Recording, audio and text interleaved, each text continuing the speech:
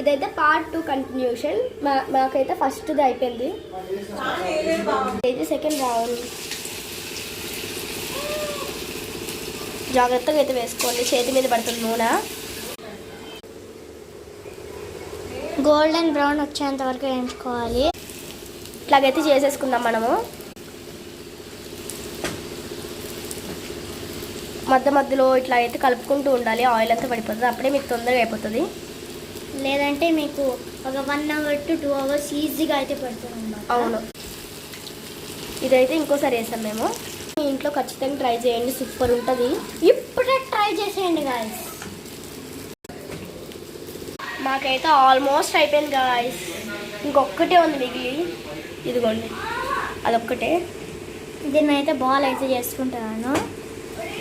చూడండి బాగా golden brown వచ్చేసింది. ఇంకా లాస్ట్ ఒకటైతే వేసేస్తున్నాం గాయస్. మీరు మాత్రం ఖచ్చితంగా ట్రై చేయండి గాయస్. నా కోసం ఈ వీడియోకి లైక్, షేర్ అండ్ సబ్స్క్రైబ్ చేయడం మాత్రం అస్సలు మర్చిపోకు. ఇది కూడా ఎంచుకునేసాం గాయస్, ఆల్మోస్ట్ అయిపోయింది. ఇది కూడా మీరు ట్రై చేయండి ప్లీజ్, మా కోసం. మరీ చెప్తున్నాం కదా, మా కోసం ట్రై చేయండి గాయస్ ప్లీజ్. వెదర్ అయితే చాలా చల్లగా ఉందనేసి మేమైతే ఇవైతే చేసుకున్నాము. ఇంకా ఫ్రెంచ్ ఫ్రైస్, ఆలూ ఫ్రై, లాస్ట్లో ఇంకా ఆకలి వేస్తుందంటే ఇది చేసుకున్నాం గాయస్. ఆలూ ఫ్రై చాలా సింపుల్, ఊరికే ఆలూని తురిమేసి ఉప్పు కారం వేసేసి పెట్టేసేదే. ఫ్రెంచ్ ఫ్రైస్ మీకు ఆల్రెడీ తెలుసు. ఈ చీజ్ బాల్స్ వచ్చేసి మీకైతే ప్రాసెస్ అయితే చూపించేసాను కదా పార్ట్ 1లో. అయితే ఆఫ్ చేసేసి అదే దానిలో వేసేస్తున్నాం. చూడండి గాయస్, నేను ఇంకా కెచప్ వేసుకుని ఆయిల్ వస్తుంది కదా, అదంతా టిష్యూలో తీసేసుకోవాలి